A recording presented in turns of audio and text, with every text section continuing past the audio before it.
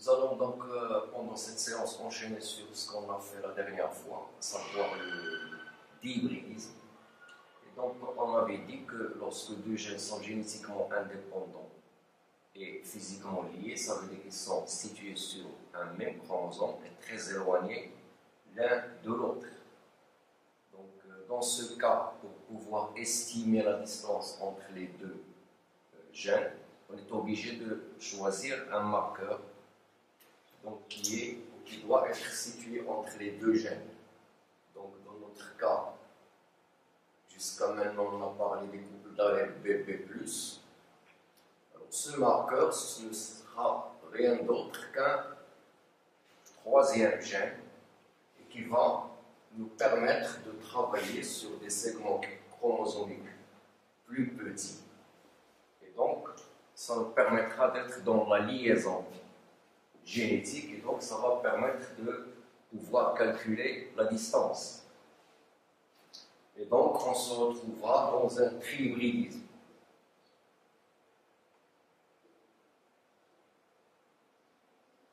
Comme son nom l'indique, le trihybridisme, c'est tout simplement un croisement entre deux souches qui diffèrent par trois gènes. C'est ce que nous avons ici sur cette planche. Donc, on a trois couples d'allèles, AA+, BB+, et CC+. Donc, ce trihybridisme, on l'appelle aussi un croisement à 3 points. Alors, on peut l'utiliser pour déterminer le phénotype des parents s'il est inconnu. Ici, vous avez un exemple. On a croisé deux souches haploïdes qu'on va appeler souche 1 et souche 2, dont le phénotype est inconnu. Je rappelle ici qu'on dit phénotype ou génotype, c'est la même chose puisqu'on est chez des organismes haploïdes. Donc le phénotype reflète le génotype. Alors, ici, on a le zygote qui est à 2 N et qui va subir la méiose pour donner les tétrades ou les spores.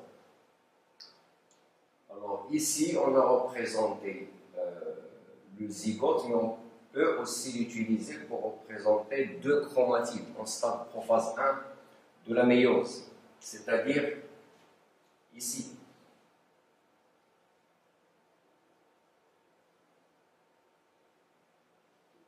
On a trois couples d'allèles.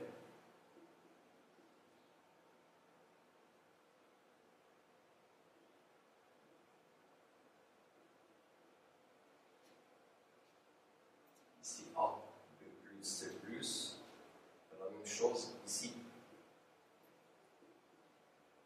Donc, nous avons 4 chromatides comme d'habitude. Et sur cette planche, on a représenté seulement, par exemple, la chromatide 2 et 3. Vous avez ici. Alors, ce zygote va subir la méiose. Et donc, il y a 8 cas possibles, selon s'il y a eu crossing over ou non, et où il y a eu crossing over. Alors, c'est 8 cas. 2 cas sont les premiers, c'est les cas où il n'y a pas du tout de crossing over, pas de recombinaison. 2 cas où il y a crossing over entre A et B. 2 autres cas où il y a crossing over entre B et C.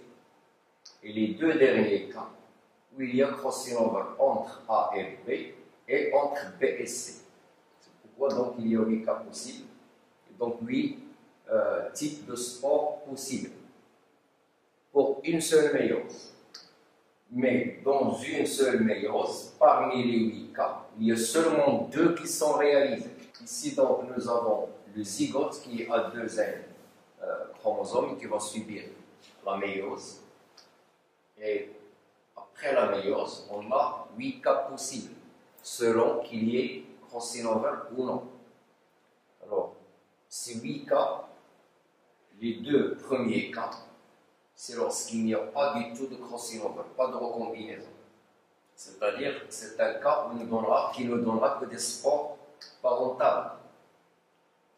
Le deuxième cas, c'est lorsqu'il y a crossing over seulement entre A et B. Il n'y a pas de crossing over entre B et C. C'est-à-dire, par exemple, ici. Les deux autres cas suivants, c'est lorsqu'il y a crossing over seulement entre B et C. Il n'y a pas de crossing over entre A et B. C'est-à-dire ici. Les deux derniers cas, c'est lorsqu'il y a crossing over entre A et B et aussi entre B et C. Donc en tout, nous avons 8 cas. Alors il est à rappeler que dans une seule méiose, seulement 2 cas parmi ces 8 sont obtenus. Mais dans la totalité de toutes les méioses qu'on a, on va avoir bien sûr les 8 cas. Alors ici, on a la descendance en spore en vague de ce croisement de la souche 1 avec la souche 2. Alors qu'est-ce qu'on remarque parmi ces phénotypes? Puis on a 8. Parmi ces 8, il y en a 2 qui n'ont pas du tout subi de crossing over, 4 qui ont subi un seul crossing over, soit dans un segment chromosomique, soit dans l'autre, et 2 qui ont subi 2 crossing over, c'est-à-dire un crossing over dans chaque segment. Alors, on rappelle qu'on est dans le cas de la liaison génétique. Quand il y a liaison génétique, ça veut dire que les parentaux sont toujours supérieurs aux recombinés. C'est-à-dire que parmi ces 8 phénotypes, ceux qui ont les effectifs les plus élevés, ce sont des génotypes parentaux. Donc, d'un côté, nous avons le phénotype B, donc qui est en réalité A+, B, C+, et de l'autre côté, nous avons le phénotype AC, qui est A, B+, C. Ça veut dire que ces deux types de spores contiennent un chromosome parental qui n'a pas du tout subi de crossing over. Ça veut dire que la souche 1 et la souche 2 possèdent ces phénotypes. Donc, je vais écrire ici souche 1 et souche 2. Donc ceci nous a permis de déterminer le phénotype des parents, même s'il est inconnu. Alors maintenant nous avons 3 gènes. Nous connaissons les phénotypes des parents, mais nous ne connaissons pas l'ordre des gènes sur le chromosome. Alors bien sûr, il y a 3 cas possibles, puisqu'il y a 3 gènes. Donc soit c'est le couple d'allèles AA+, qui se trouve au milieu, soit c'est le couple CC+, qui se trouve au milieu, soit c'est le couple BP+, qui se trouve au milieu. Alors, pour déterminer le gène qui se trouve au milieu, il suffit de comparer le phénotype des parents et celui des doubles recombinés. Alors, le phénotype parental à comparer avec le phénotype des types de spores qui ont subi 2 crossing over. Alors, pourquoi? On va essayer d'expliquer ça ici. Alors, ici, nous avons les parents. Et ici, les doubles recombinés. Ça, c'est un exemple qui n'a pas forcément un lien avec l'exercice que nous sommes en train de faire. Alors, je vais faire une petite illustration ici. Je vais schématiser seulement 2 chromatides. Nous avons A plus C plus B avec A, C, B plus. Alors, s'il y a un seul crossing over ici, on va avoir cette situation.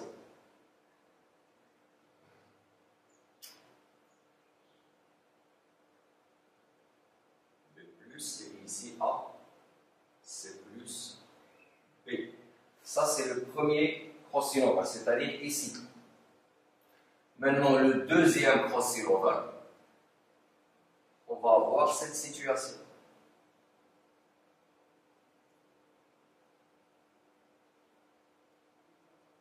Donc A plus A resteront toujours à leur place.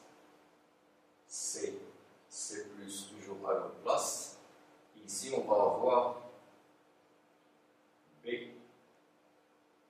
plus. Qu'est-ce qu'on remarque? Donc, ce que je fais ici, c'est une illustration plus détaillée de ce qui se passe là. Donc, en allant des parentaux ou double recombinés, en réalité A et B sont restés à leur place, alors que C a été permuté. Ça veut dire que lorsqu'on compare les parentaux et le double recombiné, le gène qui se trouve au milieu est permuté. Donc, pour le déterminer, il suffit de comparer les parentaux et le double recombiné. Alors, les parentaux, on les reconnaît, comme on l'a dit tout à l'heure, parce qu'ils ont l'effectif le plus élevé. Donc, il nous reste 6 parmi les 6 qui restent. Il y a bien sûr 2 qui sont double recombinés. Alors, ces doubles recombinés, théoriquement, ils ont l'effectif le moins élevé.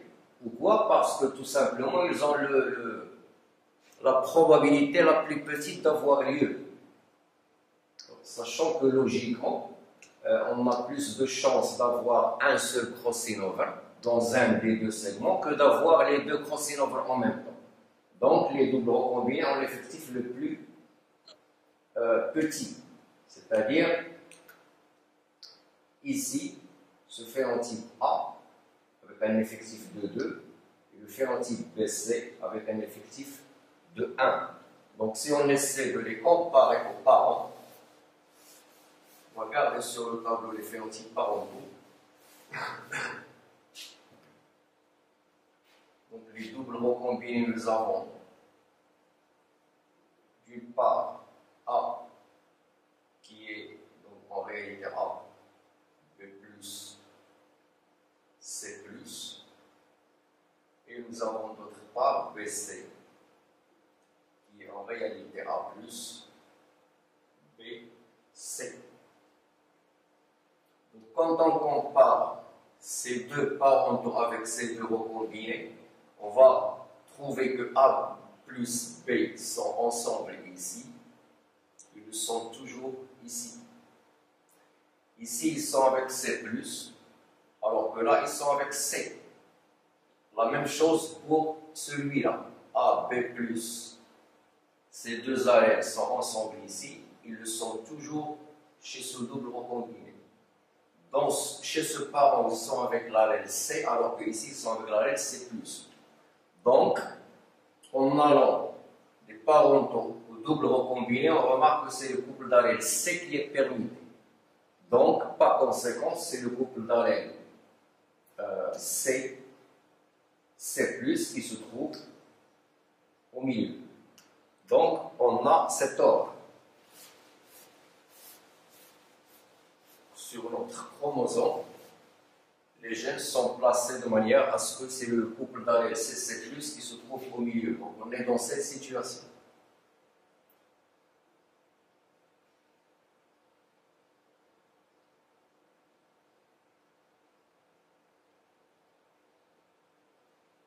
Alors, à partir de ce moment, on peut calculer la distance sur ce segment. On remarque alors que entre les parentaux et les doubles recombinés, chez ce parent A plus B sont des allèles associés. Ils le sont toujours chez ce double recombiné. C'est A plus B. On a ici. Chez ce parent, ils sont avec l'allèle C+, alors qu'ici, ils sont avec l'allèle C. La même chose pour l'autre parent et l'autre double recombiné. A est associé à B+, ils le sont toujours chez ce double recombiné. Chez ce parent, ils sont avec l'allèle C, alors que ici, chez ce double recombiné, ils sont avec l'allèle C+. Donc, c'est le couple d'allèles CC+, qui se trouve au milieu des deux autres. Et donc, on est dans cette situation.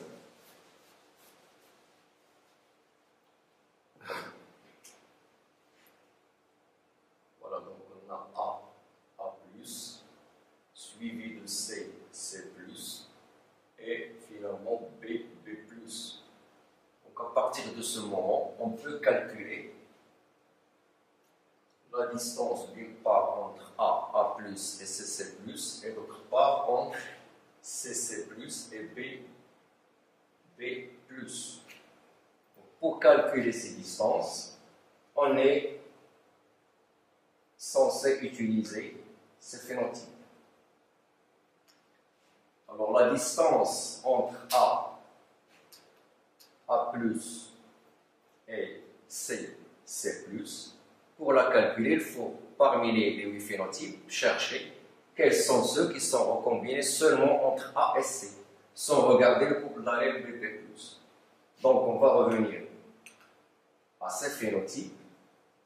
Donc, on voit que les doubles recombinés, c'est-à-dire celui-là et celui-là, ils sont recombinés entre A et C.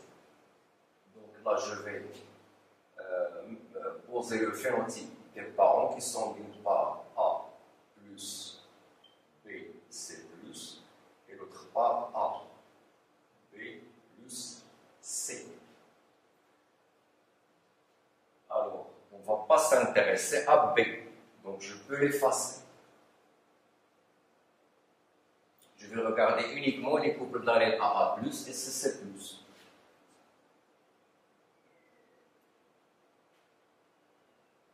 Parmi donc ces 8 phénotypes, tout ce qui est A+, C et A, C+, ce sont des recombinés.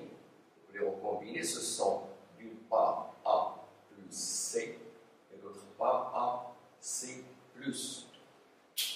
Donc, en regardant, les parentaux, bien sûr, ne sont pas recombinés. Ils sont d'une part A, C+, et AC, c'est ce qu'on voit ici.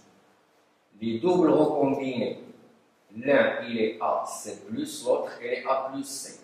Donc il y a les doubles recombinés, c'est logique, puisqu'ils sont recombinés au niveau des deux segments. Il nous reste les 4 autres. Parmi les 4 qui restent, nous avons celui-là C, il est A plus C, et celui-là, il est AC+. Donc, ce sont aussi des recombinés. Les derniers qui restent, ce sont d'une part A plus C+, et d'autre part AC. Ce sont donc des parentaux. Donc, la distance entre A et C, et celle-là, c'est 2 plus 48 plus 47 plus 1 sur le total qui est 2000 fois 100. Et ça va nous donner une distance de 9,8 centimorgans. Donc ici, nous avons 9,8 centimorgans. Pour l'autre segment,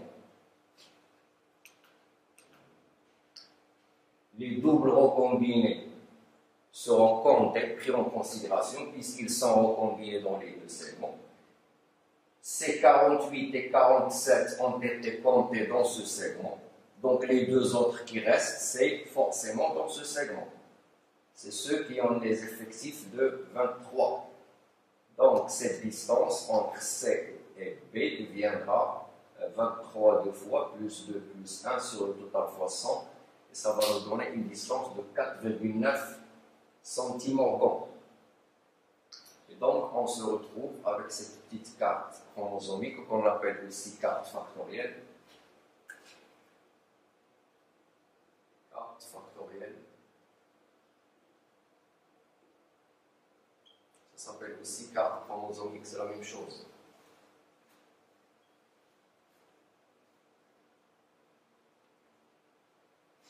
Alors, maintenant, on peut aussi, puisque les trois gènes, 2A2, sont génétiquement liés, on peut aussi calculer la distance entre AA+, et BB+. Alors, cette distance, c'est les recombinés entre A et B. Donc, si on revient ici, on va trouver que ces deux sont parentaux, bien sûr. Ces deux doubles recombinés, ils sont d'une part A, B+, et d'autre part A plus B. Donc, ce sont des parentaux. Parce que ici, on a B. Si on prend en considération B, ce sont des parentaux. Donc, les recombinés entre A et B qu'on a, c'est celui-là qui a un effectif de 48, celui-là qui a un effectif de 47, et ces deux derniers qui ont respectivement les effectifs de 23. Donc, cette distance, c'est entre A et B, c'est 47, 43, 23, 23 sur la fois 100, et ça va nous donner une distance de 14,1 cm. Donc, si on fait ça,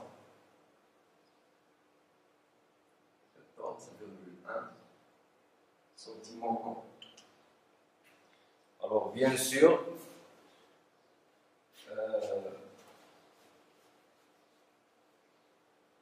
on remarque que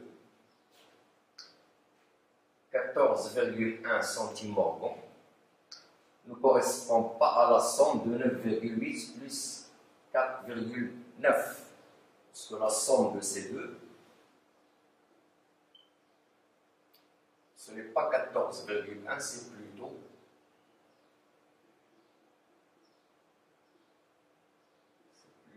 14,7. Et donc, on se pose la question, est-ce que c'est 14,1 ou c'est 14,7? Alors, la réponse vient du fait que quand on a calculé la distance entre A et B, on n'a pas considéré ces doubles recombinés. Et là, je rappelle qu'en réalité, la distance, c'est quoi? C'est qu'on compte le nombre de crossing over qui ont eu lieu ici, chez ces doubles recombinés.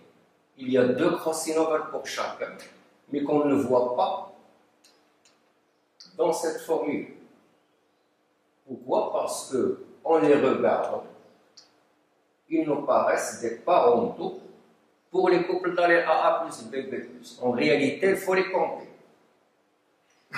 Donc, cette distance entre A, en réalité entre A et B, en réalité est égale aux 4 recombinés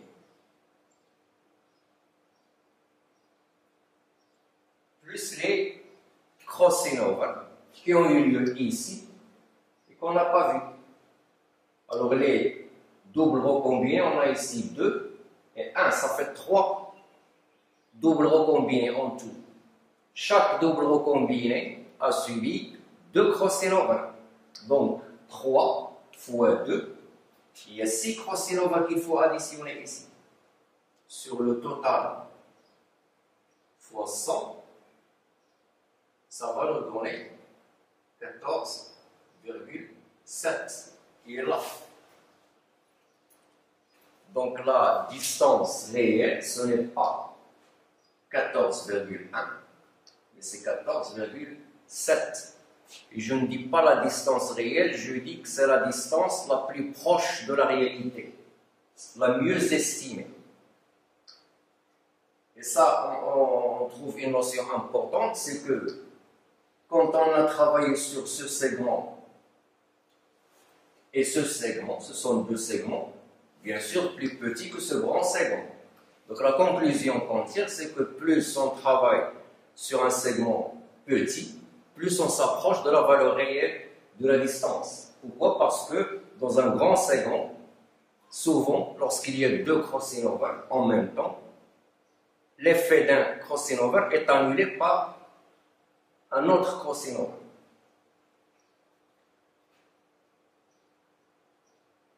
Alors, Alors, il y a une notion importante qu'on rencontre souvent quand on fait un tri-hybridisme, c'est lorsque il y a impossibilité d'avoir deux crossing over en même temps. C'est-à-dire, si je reviens à ce schéma, parfois, on ne peut pas avoir de double recombiné. Pourquoi? Parce que la réalisation d'un crossing over empêche la réalisation de l'autre, ou l'inverse. Lorsqu'un crossing over empêche l'autre, ça empêche le fait d'obtenir des doubles recombinés. Et dans ce cas, on dit qu'il y a interférence. Ça veut dire que les deux crossing over interfèrent l'un avec l'autre. Soit il y a l'un, soit il y a l'autre. Donc le résultat, c'est que le nombre de doubles recombinés qu'on obtient expérimentalement est inférieur à celui qu'on doit obtenir théoriquement.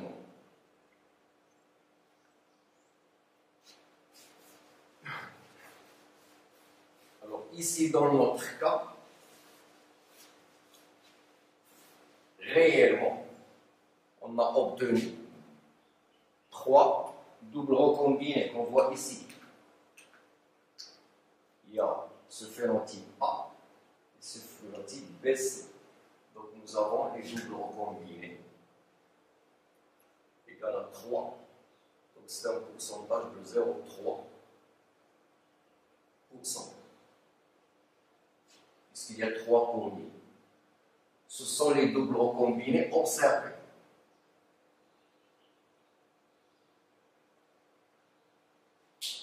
C'est un effectif qui est inférieur à celui qu'on doit théoriquement obtenir. C'est-à-dire, point de vue théorique, combien on devrait obtenir de doubles recombinés. Quel est le pourcentage théorique? Alors, le pourcentage théorique, donc on appelle double recombiné attendu,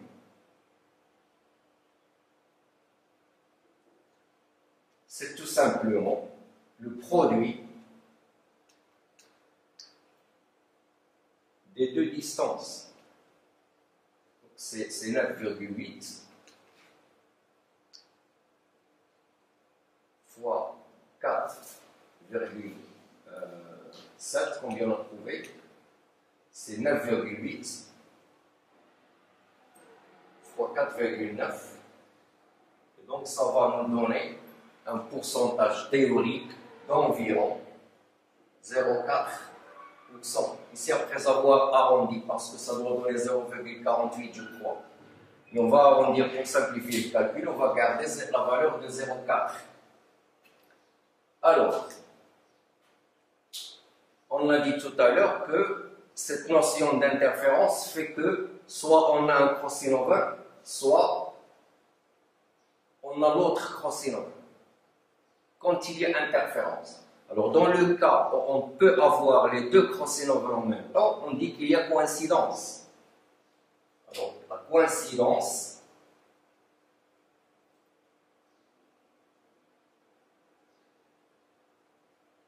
elle est caractérisée par son coefficient,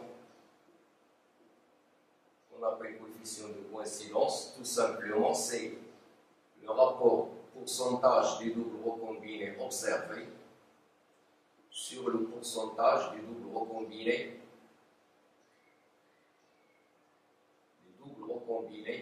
attendus. Donc dans notre cas, ce sera 0,3 sur 0,4 et ça va être 0,75.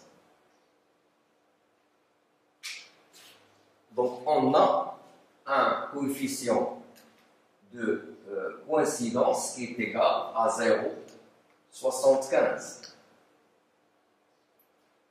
Alors l'interférence plus la coïncidence est égale à 1, puisque le maximum c'est 100%. Et par conséquent, l'interférence est égale à 0,25. Alors ça veut dire quoi cette interférence qui est égale à 0,25? Ça veut dire tout simplement que parmi tous les doubles recombinés qu'on devrait obtenir, on a obtenu seulement 75%. 25% de ces doubles recombinés attendus ces 25% ont été éliminés à cause de l'interférence. Alors, il y a les cas extrêmes, puisque l'interférence et la coïncidence, leur somme est égale à 1, et les deux sont comprises entre 0 et 1. Donc, il y a le cas extrême où l'interférence est totale. Alors, lorsque l'interférence est totale, ça veut dire que la coïncidence est nulle. Dans ce cas-là, il y a impossibilité totale d'avoir les doubles recombinés, les deux crossing over en même temps. Donc, dans ce cas-là, on n'obtient pas ces doubles recombinés. On obtient seulement les 6 autres phénotypes. Pourquoi? Parce que l'interférence est totale. L'autre cas extrême, c'est lorsque l'interférence est nulle et la coïncidence est totale. Dans ce cas-là, on a autant de doubles recombinés observés que de doubles recombinés attendus. Ça veut dire aussi que jamais la réalisation d'un crossing over n'empêche celle de l'autre. Alors, je vais profiter pour parler aussi du trihybridisme chez un organisme acide diplobiontique, c'est-à-dire chez les diploïdes. Alors, c'est le même principe que chez les haploïdes, sauf que tout à l'heure, on était en train d'analyser les produits de la méiose, c'est-à-dire les spores. Maintenant, chez un diploïde, on va analyser la descendance du test cross. Alors, vous savez très bien que quand on travaille chez un organisme diploïde, pour voir la recombinaison, pour voir s'il y a des liaisons indépendantes génétiques, pour calculer les distances entre les gènes, on utilise la descendance du test cross. Dans notre cas ici, on croise deux parents, P1 et P2, dont le phénotype et le génotype sont inconnus. À partir de ces deux parents, on a obtenu une F1 qui est homogène, qui est à 100% sauvage. On a réalisé le test cross, c'est-à-dire le croisement d'un individu F1 avec le triple homozygote récessif, et on a obtenu la descendance du test cross 8 phénotypes, exactement comme chez la pluie. Ici, c'est les mêmes effectifs, j'ai exprès choisi les mêmes effectifs, sauf que ici on a des spores, donc des cellules à N chromosomes, alors que ici, nous avons la descendance du test cross, donc ce sont des individus à 2 N chromosomes. Parmi ces 8 phénotypes, le génotype de chacun de ces 8 contient un chromosome qui est petit a, petit p, petit c. Donc,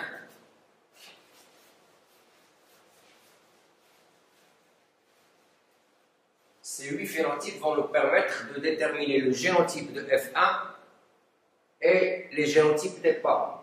Alors, comme tout à l'heure, bien sûr, les parentaux, ils ont les effectifs les plus élevés. Donc, d'une part, nous avons le phénotype B, et d'autre part, le phénotype AC.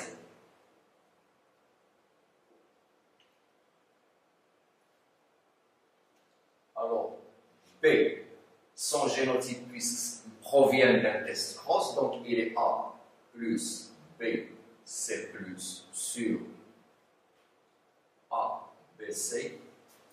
Permettez-moi, je suis obligé de changer de marqueur.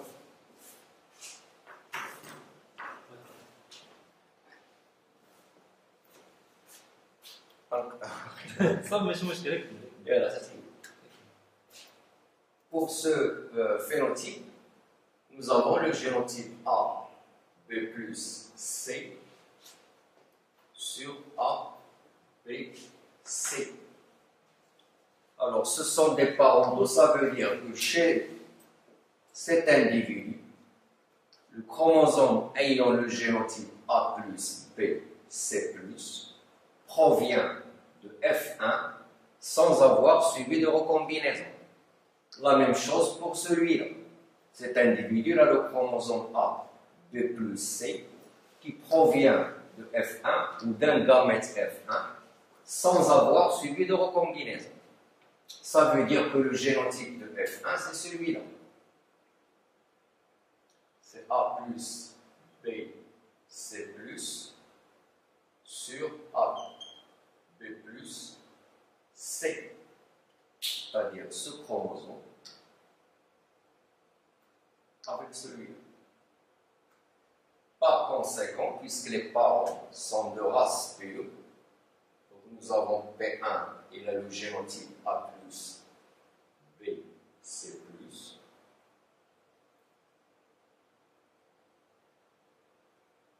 C'est ce chromosome deux fois. L'autre parent, c'est de ce chromosome deux fois. P2, il a le génotype A, B plus C sur A, B plus C. Donc ceci nous a permis de déterminer le génotype de F1 et les génotypes des deux parents. Tout à l'heure, en parlant des haploïdes, ça nous a permis de déterminer le phénotype des parents qui reflètent le génotype. Maintenant, puisque c'est des ploïdes, ça nous permet de déterminer le génotype de F1 et le génotype et le phénotype des parents.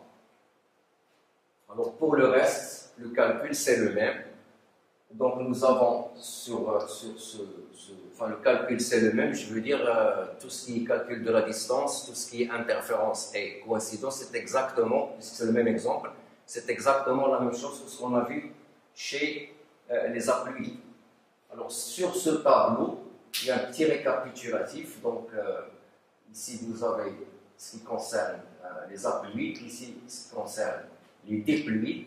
Donc le cycle, on l'a déjà dit, c'est un cycle haplobiontique, donc la méiose suit immédiatement la fécondation. Et ce qu'on analyse, c'est les produits de la méiose. Ici, après fécondation, il y a immédiatement des mitoses qui donnent l'individu qu'on observe. Donc on analyse les produits des mitoses qui surviennent après la fécondation. Alors ici, les produits analysés, donc c'est les analyses de la produit de la méiose à un chromosome. Ici, c'est l'analyse des produits des mitoses du zygote qui est à deuxième chromosome. Alors ici, bien sûr, on l'a déjà dit aussi, le phénotype reflète le génotype. Chez un diploïde, non. Le phénotype ne reflète pas le génotype. Chez un diploïde, pour déterminer le génotype, on est parfois obligé de faire un test cross. Alors, lorsqu'on fait un dihybridisme ou un trihybridisme pour voir la liaison ou l'indépendance génétique, ici on compare, chez les haploïdes, on compare les produits de la méiose, c'est-à-dire les types parentaux et les types recombinés de la descendance des produits de la méiose, donc des cellules à un chromosome. Ici on compare les types parentaux et les types recombinés de la descendance du test cross chez un organisme diploïde. Alors la même chose pour les distances. Ici, c'est le nombre de recombinés sur le total fois 100 en comptant les produits de la méiose. Ici, c'est en comptant, pour calculer les distances, c'est en comptant les recombinés de la descendance du test cross.